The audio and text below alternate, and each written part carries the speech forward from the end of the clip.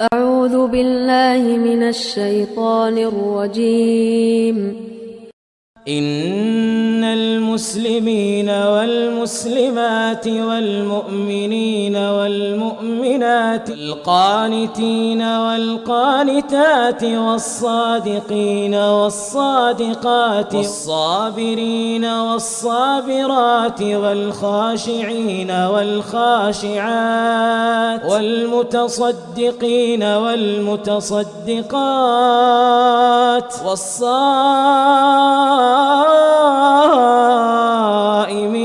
والصائمات والحافظين فروجهم والحافظات والذاكرين الله كثيرا والذاكرات أعد الله لهم مغفرة وأجرا عظيما.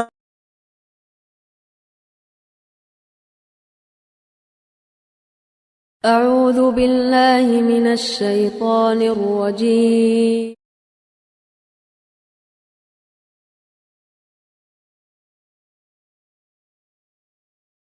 نحمده ونصلي على رسوله الكريم اما بعد فاعوذ بالله من الشیطان الرجیم رب اشرح لي صدری ويسر لي امری واحلل عقدۃ من لسانی یفقهوا قولی رب یسر ولا تعسر وتمم بالخیر۔ چلتے ہیں اگلے عمل پہ اور دعا کریں گے کہ اللہ تعالیٰ ہمارے عمل میں بھی یہ ساری چیزیں لے آئے۔ جو چیز مجھے آپ کو اللہ تعالیٰ کا قرب دے وہی بہترین ہے۔ تو اگلا وہ عمل جس پہ فرشتے نازل ہوتے ہیں، جمعے کے لیے اول وقت آنے والوں پر فرشتوں کا نزول۔ حضرت ابو ہریرہ رضی اللہ تعالیٰ عنہ فرماتے ہیں، نبی کریم صلی اللہ علیہ وسلم نے فرمایا، آپ بھی دہرائیں گے، اذا کانا یوم الجمعتی وقفت الملائکۃ علی باب المسجد یکتبون الاول فالاول ومثل المہجر کمثل الذی یہدی بدنۃ ثم کالذی بقرۃ ثم کبسا ثم دجاجۃ ثم بیضۃ فإذا خرج الإمام طووا صحفهم ويستمعون الذکر۔ جمعے کے دن فرشتے مسجد کے دروازے پر کھڑے ہو جاتے ہیں۔ وہ سب سے پہلے اور اس کے بعد آنے والوں کا نام لکھتے رہتے ہیں۔ پہلی گھڑی میں آنے والوں کا ثواب اس شخص کے برابر ہے جس نے اللہ کی راہ میں اونٹ کی قربانی کی۔ دوسری گھڑی میں آنے والے کا ثواب گائے کی قربانی کا۔ تیسری گھڑی میں آنے والے کا ثواب مینڈھے یعنی شیپ کی قربانی کا ہے۔ پھر جیسے مرغی صدقہ کی، پھر جیسے انڈا صدقہ کیا۔ پھر جب امام ممبر پر آ جاتا ہے تو فرشتے رجسٹر سمیٹ لیتے ہیں اور خطبہ سننے میں مصروف ہو جاتے ہیں۔ اس حدیث سے نزول ملائکہ کے ساتھ ساتھ جمعہ اور جمعہ ادا کرنے والوں کی عزت اور شان کو بیان کیا گیا اور ان سعادت مند حضرات کے لیے باعزت ملائکہ کو پابند کیا گیا۔ جہاں دنیا میں یوم جمعہ اہل ایمان کے لیے خوشی اور سعادت کا باعث ہے، وہاں یہی جمعہ انہی خوش بخت لوگوں کے لیے جنت میں بھی عزت و افتخار اور خوشی و شادمانی کا دن ہوگا۔ حضرت انس بن مالک رضی اللہ عنہ فرماتے ہیں کہ رسول اللہ صلی اللہ علیہ وسلم نے ارشاد فرمایا، پڑھیے گا، اتانی جبریل وفی یدیہ کہیۃ المرأۃ البیضاء فیہا نقطۃ سوداء فقلت ما هذه یا جبریل قال هذه الجمعۃ بعث بها ربک الیک تکون عیدا لک ولی امتک۔ بعدک فقلت ما لنا فیہا فقال لکم خیر کثیر انتم الآخرون السابقون، ان کو اکٹھا پڑھیں گے، الآخرون السابقون یوم القیامت وفیہ ساعۃ لا یوافقها عبد مسلم یصلی یسأل اللہ فیہا شیئا الا آتاہ ایاہ فقلت ما هذه النقطة السوداء قال هذه الساعة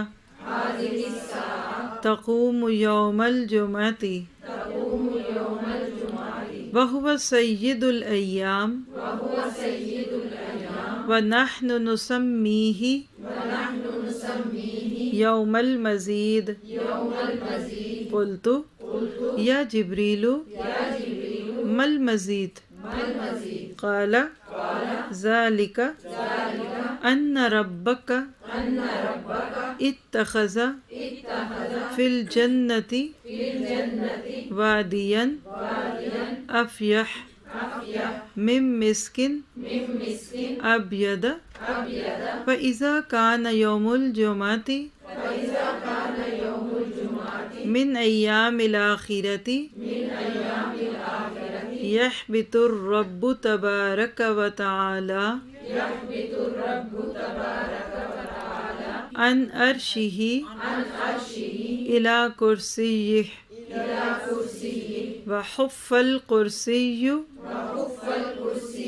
بمنابر من نور فجلس عليها النبيون وحفت المنابر بكراسي من ذهب فجلس عليها الشهداء ويحبط أهل الغرف من غرفهم ويجلسون على كثبان المسك لا يرون لأهل الكراسي والمنابر عليهم فضلا في المجلس ويبدو لهم ذو الجلال والإكرام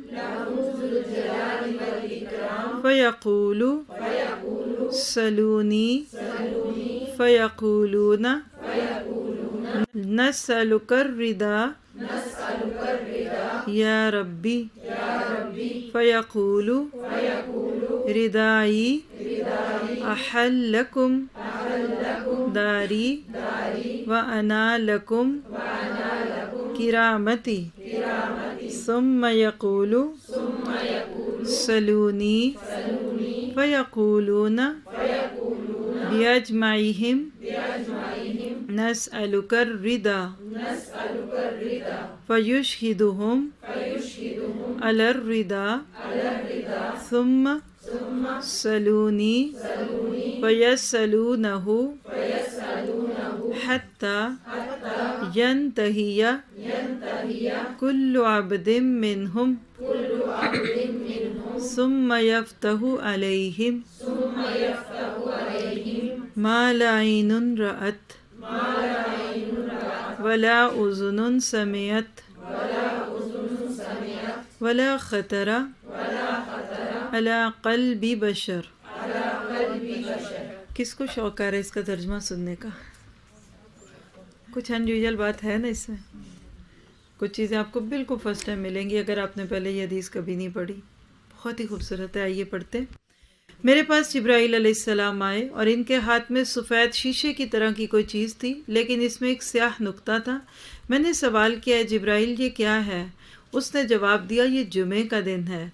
اللہ تعالیٰ نے اسے آپ کے لیے بھیجا ہے تاکہ یہ آپ کے لیے اور آپ کے بعد آپ کی امت کے لیے عید ہو۔ پہلی بات کیا پتہ چلی کہ جمعہ کا دن عید کا دن ہوتا ہے، عام دنوں سے زیادہ اہتمام کرنا چاہیے اس میں نے کہا اس میں ہمارے لیے کیا ہے؟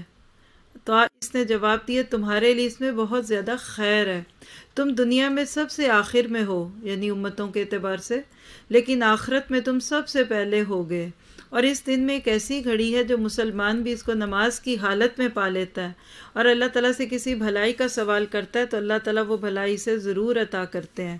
پھر میں نے سوال کیا یہ سیاہ نقطہ کیا چیز ہے؟ تو اس نے کہا کہ یہ قیامت کا دن ہے جو جمعے ہی کو آئے گی، یعنی قیامت جمعے کو آئے گی، یہ ہمارا ایمان ہونا چاہیے۔ جمعے کا دن سب دنوں کا سردار ہے، ہم اس دن کو عالم بالا میں یعنی جنت میں آسمانوں پہ المزید کے نام سے یاد کرتے ہیں۔ میں نے کہا ہے جبرائیل المزید کیا ہے؟ اس نے جواب دیا اللہ تعالیٰ نے جنت میں ایک سفید کستوری کی بہت کشادہ وادی بنائی ہے۔ وادی سمجھتے ہیں؟ ویلی۔ کستوری پتہ کیا ہوتی ہے؟ ایک اونس بھی اس کا کئی ہزاروں کا آتا ہے۔ ہرن کے پیٹ کے اندر ایک چھوٹی سی جگہ ہوتی ہے، وہاں سے یہ خوشبو نکلتی ہے، بہت مہنگی ہوتی ہے۔ آپ نے فرمایا کہ جب جمعے کا دن آتا ہے تو اللہ تعالیٰ اپنے عرش سے کرسی کی طرف آتے ہیں، کرسی کے ارد گرد نور کے ممبر رکھ دیے جاتے ہیں جن پر انبیاء بیٹھ جاتے ہیں۔ ذرا امیجن تو کریں کیا بادشاہ کا دربار ہوگا وہ۔ پہلے تو کستوری والی وادی ہے، پوری وادی میں کستوری پھیلی ہوئی ہے، کتنی خوشبو ہوگی، بہت فریگرنٹ قسم کا ماحول سوچیں۔ پھر اللہ تعالیٰ عرش سے کرسی پہ آئے، کرسی کے ارد گرد نور ہے، نور کے گرد سونے کی کرسیاں ہیں، نور کے ممبر ہیں جن پر انبیاء بیٹھتے ہیں، اور نور کے ممبروں کے ارد گرد سونے کی کرسیاں رکھ دی جاتی ہیں، یعنی اب اس سے سیکنڈ لیول، جن پر شہید بیٹھ جاتے ہیں۔ پھر بالا خانوں والے اپنے بالا خانوں سے نیچے اترتے ہیں، کون؟ جنت کے اعلیٰ درجوں والے لوگ، اور کستوری کے ٹیلوں پر بیٹھ جاتے ہیں۔ ایک حدیث میں اہل غرفہ کی حوریں ہیں، وہ اہل الکرسی یعنی شہداء اور اہل المنابر یعنی انبیاء کے بیٹھنے میں خود پر فضیلت پر حسد نہیں کرتے، یعنی سب سے پہلے اللہ کے قریب نبی ہیں، جیسے کلوز وہی ہوتے ہیں نا جو زیادہ قریبی ہو۔ پہلے حلے میں جہاں نور ہے، پتہ نہیں وہ کیا نور ہوگا، تو وہاں نبی بیٹھیں گے، پھر اس کے بعد سونے کی کرسیوں کی لائن ہے تو وہاں شہداء بیٹھے ہوں گے، پھر اس کے بعد ٹیلوں والے، یعنی پھر وہی بات ہے کہ ہر بندہ اپنے مقام کے مطابق۔ پھر اللہ تعالیٰ ان کی طرف متوجہ ہوتا ہے اور کہتا ہے تم مجھ سے کوئی سوال کرو۔ وہ کہتے ہیں ہمارے رب ہم تیری رضا چاہتے ہیں۔ آپ ذرا کردار پہ نوٹ کریں، کردار پہ نظر رکھیں، یہ کون سے کردار ہیں جو جنت میں لے جائے جا رہے ہیں؟ دنیا والے ہوتے تو پتہ نہیں کیا کچھ مانگ لیتے، ذرا کوئی فن تو دکھائیں، ذرا کوئی موج تو کریں، آخر جنت میں آئے ہیں ذرا مستی تو کریں۔ ایسے لگتا ہے جنت میں جا کر بھی دھڑکا ہی لگا ہوا ہے کہ پتہ نہیں ہمارا رب ہم سے راضی ہے کہ نہیں۔ تو اللہ تعالیٰ کہتا ہے کہ میری رضا نے تم کو میرے گھر میں اتارا، یعنی راضی ہوں تبھی تو تمہیں ادھر بلائے۔ دیکھیں آپ کسی سے ناراض ہوں تب اس کو اپنے گھر بلاتے، کبھی بھی نہیں بلاتے، اور میری کرامت نے تم کو پا لیا۔ پھر اللہ تعالیٰ کہے گا مجھ سے سوال کرو، وہ سب کے سب کہیں گے ہم تجھ سے تیری رضا کا سوال کرتے ہیں، یعنی پھر بھی ایک ہی طلب ہے کہ رب راضی ہو جا۔ پھر اللہ تعالیٰ ان کو اپنی رضا پر گواہ بنا لے گا، پھر کہے گا تم مجھ سے سوال کرو، پھر وہ اللہ تعالیٰ سے سوال کریں گے حتیٰ کہ ہر ایک اپنی خواہش کا سوال کر دے گا، یعنی بار بار جو پوچھیں، جیسے ہوسٹ بار بار پوچھے تو گھر والا کہتا ہے اچھا بہت ہے تو پھر چلے یہ لے آئیے، جو خواہش ہوتی ہے انسان وہ کہہ دیتا ہے۔ پھر اللہ تعالیٰ ان کے لیے ظاہر کرے گا وہ چیز جسے کسی آنکھ نے نہ دیکھا ہوگا، نہ کسی کان نے سنا ہوگا، اور نہ کسی دل میں اس کا خیال تک گزرا ہوگا۔ فَلَا تَعْلَمُ نَفْسٌ مَّا أُخْفِيَ لَهُم مِّن قُرَّةِ أَعْيُنٍ۔ کہاں پڑھتے ہیں ہم؟ ہر رات کو پڑھتے ہیں سورۃ سجدہ۔ کوئی نفس نہیں جانتا کہ اس کی آنکھوں کی ٹھنڈک کے لیے اللہ نے کیا تیار کیا۔ تو جمعہ اور جمعے کی پابندی کرنے والوں کی قیامت کے دن امتیازی شان ہوگی، یونیک ہوں گے وہ۔ اس امتیازی شان کی دلیل وہ حدیث ہے جسے امام حاکم نے حضرت ابو موسیٰ الاشعری سے روایت فرمایا۔ وہ بیان کرتے ہیں کہ رسول اللہ نے ارشاد فرمایا اللہ تعالیٰ سب دنوں کو قیامت کے دن ان کی اصلی شکل کے مطابق اٹھائے گا، البتہ جمعے کے دن کو چمکتا ہوا اور روشن بنا کر اٹھائے گا، جس طرح دلہن کو سہیلیاں رخصتی کے وقت گھیر لیتی ہیں، اسی طرح جمعہ ادا کرنے والے اس کے گرد جمع ہو جائیں گے، اور جمعہ ان کا راستہ روشن کرے گا، جن کی روشنی میں وہ چل رہے ہوں گے۔ ان لوگوں کے رنگ برف کی طرح سفید ہوں گے، ان کی خوشبو کستوری کی طرح مہک رہی ہوگی، اور وہ کافور کے پہاڑوں سے گزر رہے ہوں گے۔ خوشبو ہی خوشبو ہے۔ جن و انس ان کا نظارہ کر رہے ہوں گے۔ یہ لوگ خوش کن حیرانی کی وجہ سے نیچے نہیں دیکھ پائیں گے حتیٰ کہ جنت میں داخل ہو جائیں گے۔ ان کے اس مرتبے کو کوئی نہیں پہنچ سکے گا سوائے ان لوگوں کے جو اللہ کی رضا کی خاطر اذان کی ذمہ داری ادا کرتے ہیں۔ یعنی اذان دینے والوں کو قیامت کے دن ایک پروٹوکول ملے گا۔ تو یہ دعا کرتے ہیں کہ اللہ تعالیٰ ہمیں جمعے کے دن کی قدر دے دے، ہمارے مردوں کو وقت پہ جمعے کے لیے جانے والا بنا دے، اور جمعے کی وہ جو مبارک گھڑی ہے اس کو پانے کی توفیق دے، اور واقعی اللہ تعالیٰ جمعے کا دن ہماری خوشی کا دن بنا دے، دنیا میں بھی اور آخرت میں بھی۔ مجھے تو ایسے لگتا ہے کہ زبان گونگی ہو جاتی ہے، اور خاص طور پہ جب آپ عربی کے لفظ پڑھ رہے تھے تو ایسے لگتا ہے کہ کب جائیں گے، کیسی وہ جگہ ہوگی۔ اور آپ دیکھیں دنیا میں کوئی شادیوں پہ بھی ہال ڈیکوریٹ کرواتے ہیں نا لوگ، کئی کاموں کے لیے، کیا کوئی زیادہ سے زیادہ کرا لے گا، فلاور ارینجمنٹ ہے، خوشبو ہوگی، سپرے ہوگا، لیکن جہاں کستوری سے بھری ہوئی وادی ہے، وادی افیح، اور جہاں کافور کے ٹیلے ہیں، کیا اللہ نے ہمارے لیے جو کچھ تیار کیا ہم اس کی قیمت دنیا میں نہیں دے سکتے۔ آپ کو کوئی اسی طرح کا گھر آفر کر دے جو یہاں نقشہ آتا ہے تو ہم کہیں گے سارے گھر والے مل کے ہم اس کو کسی نہ کسی طرح سے خرید ہی لیں گے، پھر بھی وہ مٹی کا ہی ہوگا، سونے کا نہیں ہوتا، چاندی کا نہیں ہوتا۔ اوپر کاغذ لگا لیں وہ اندر پھر بھی چونا پتھر ہی ہے۔ تو ہم چھوٹی چھوٹی چیزوں پہ دنیا میں اتنا ایکسائٹیڈ ہو جاتے ہیں، کیا ہمیں ایکسائٹمنٹ نہیں ہوتا؟ تو اس وقت بڑے دل سے اپنے لیے دعا کریں۔ آپ دعا کریں کہ اللہ ہمیں محروم نہ کرنا۔ اور مجھے ایسے لگتا ہے جیسے دنیا میں کچھ لوگ ہوتے ہیں نا، کہیں نہیں پہنچ سکتے ہیں نا، تو وہ حسرت کرتے ہیں، ہائے ہم ہوتے تو ہم بھی جاتے، ہائے ہم بھی وہ جگہ دیکھیں۔ تو پھر ہم کہتے ہیں ہاں ٹھیک ہے، کوئی کہتا ہے ویزا ہوتا تو ہم بھی آ جاتے۔ کئی لوگ ہیں مجھے آج کل بھی میسج کرتے ہیں کہ ویزا ہوتا تو ہم بھی ضرور آتے، ہمارا بھی دل کرتا ہے آنے کو۔ تو دنیا میں اب دیکھیے ویزے کی ضرورت ہے، تو کیا جنت کے لیے ویزے کی ضرورت نہیں ہے؟ کیا میرا آپ کا ویزا جنت کا لگ گیا؟ پاسپورٹ ایکسپائر تو نہیں ہوا وہ جو پیدائش پہ لا الہ الا اللہ والا کلمہ پڑھا دیا تھا ہمارے بڑوں نے ہمیں؟ تو 4 دن کی محنت رہ گئی ہے۔ اور میں تو ایسے سوچتی ہوں اللہ جلدی سے فارغ کر کے دنیا سے ہمیں بس عزت سے لے جائے، راضی ہو تو لے جائے، خوش ہو تو لے جائے، ایمان کے درجوں پہ ہو تو لے لے۔ جس وقت اللہ نے ہمیں توبہ کروا کر گناہوں سے بالکل پانی کی طرح پاک کیا ہو تو اللہ ہمیں لے جائے، کچھ کروا کے لے جائے، کچھ اپنے حصے کی روشنیاں جلا کر جائیں، تو پھر آپ دیکھیں کہ وہاں کیا کچھ ہے۔ ایسے نہیں لگ رہا سسپینس ہو رہا ہے، اور کیا دیکھیں گے ہم؟ اللہ تعالیٰ کسی کو اس سے محروم نہ کرے۔ اگلا دیکھیے، بیابان میں اذان اور اقامت کہہ کر تنہا نماز پڑھنے والوں پر فرشتوں کا نزول۔ یہ کب ہوتا ہے؟ مثلاً آپ یہاں سے بائی روڈ جاتے ہیں برگن، اب رستے میں کوئی مسجد نہیں آتی، رستے میں کوئی مسلم پلیس نہیں ہے، کیا کریں؟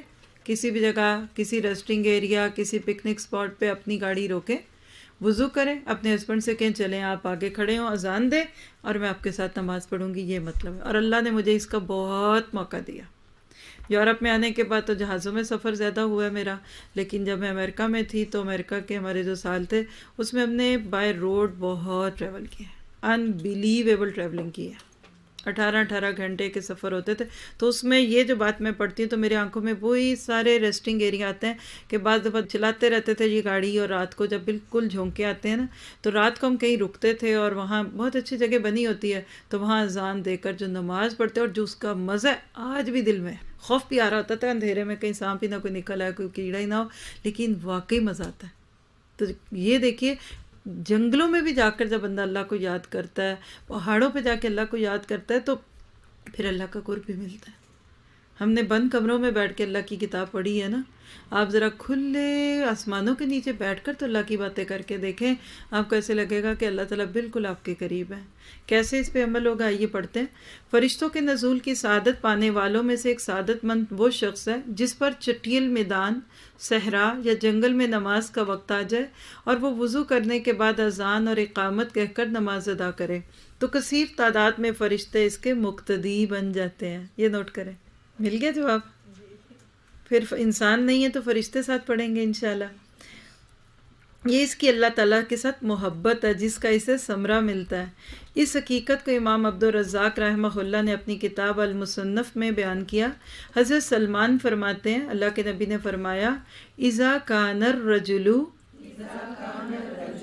بأرض کیٍ فحانت الصلاۃ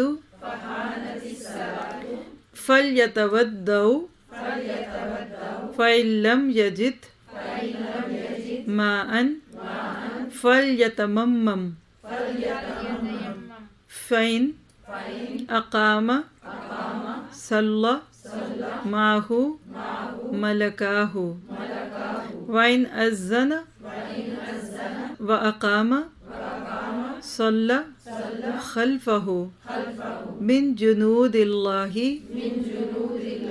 ما لا یری طرفاہ۔ جب کوئی شخص جنگل میں ہو اور نماز کا وقت ہو جائے تو اسے چاہیے کہ وضو کرے، اگر پانی موجود نہ ہو تو تیمم کر لے، پھر اگر اقامت کہہ کر نماز پڑھے تو اس کے دونوں فرشتے یعنی کرامن کاتبین بھی اس کے ساتھ نماز پڑھتے ہیں، اور اگر اذان اور اقامت کے بعد پڑھے تو اس کے پیچھے اللہ کے لشکر نماز پڑھتے ہیں کہ ان کے دونوں کناروں کو دیکھا نہیں جا سکتا، اتنے فرشتے ہوتے ہیں۔ اس حدیث میں جنود اللہ سے مراد فرشتے ہیں۔ اس کی تائید میں سنن الکبریٰ بہقی کی روایت ہے۔ حضرت سلمان فارسی کہتے ہیں رسول اللہ صلی اللہ علیہ وسلم نے فرمایا ما من رجل یکون بأرض قی فیؤذن بحضرۃ الصلاۃ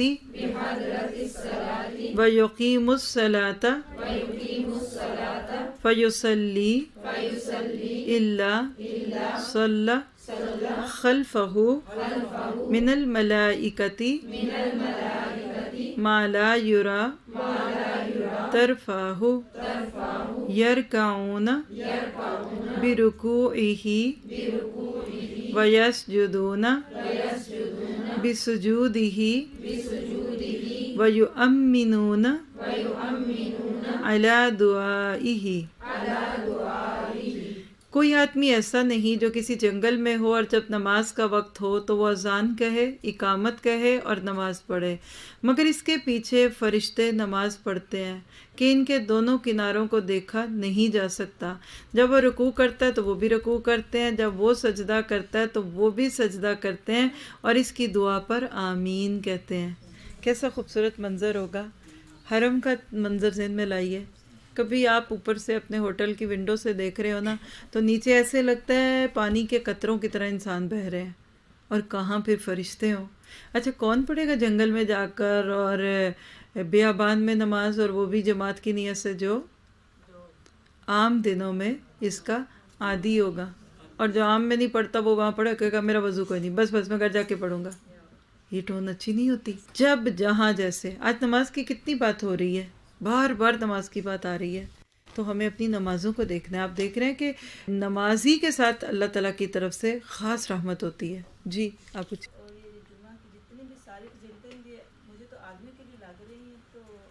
جی ان کا سوال ہے کہ یہ فجر ظہر اور یعنی موسٹلی جو جماعت کی نمازیں یہ تو مردوں کے لیے، تو عورتیں کیا کریں؟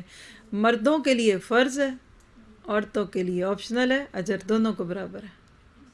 ٹھیک ہے، شکر کرے اللہ نے ہمارے اوپر فرض نہیں کی، ورنہ تو اور ایک کام بڑھ جاتا۔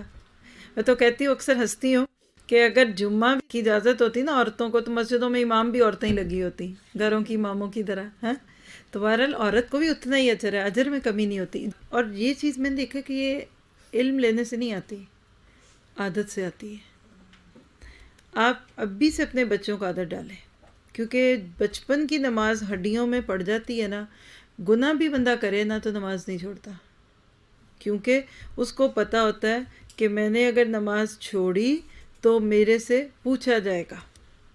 اس لیے کہ آپ اور میں دیکھیے کہ 10 برے کام ہوں گے نا، اس کے اندر نماز بندے کو کھینچ کے لے آئے گی۔ آپ نے وہ حدیث کئی بار سنی ہوگی کہ نبی صلی اللہ علیہ وسلم کے پاس ایک شخص آیا اور کہا کہ دیکھیں فلاں شخص ہے، نماز بھی پڑھتا ہے اور جھوٹ بھی بولتا ہے۔ تو آپ نے کہا کوئی بات نہیں، ان قریب اس کی نماز اس سے جھوٹ کو چھڑا دے گی۔ فلاں میں یہ خرابی ہے پھر بھی نماز، یہ بھی خرابی پھر بھی نماز، یہ وہ، تو آپ نے کہا کہ ڈونٹ وری، اس کی نماز اس سے ہی برائیاں چھڑائے گی. تو اس کی عادت ڈالنے کی ضرورت ہے، اور ہم اللہ تعالیٰ سے یہ دعا کرتے ہیں کہ وہ ہمیں اس کی عادت ڈال دیں. دیکھیں، سبحان ربک رب العزت عما یصفون وسلام علی المرسلین والحمد للہ رب العالمین. السلام علیکم ورحمۃ اللہ وبرکاتہ.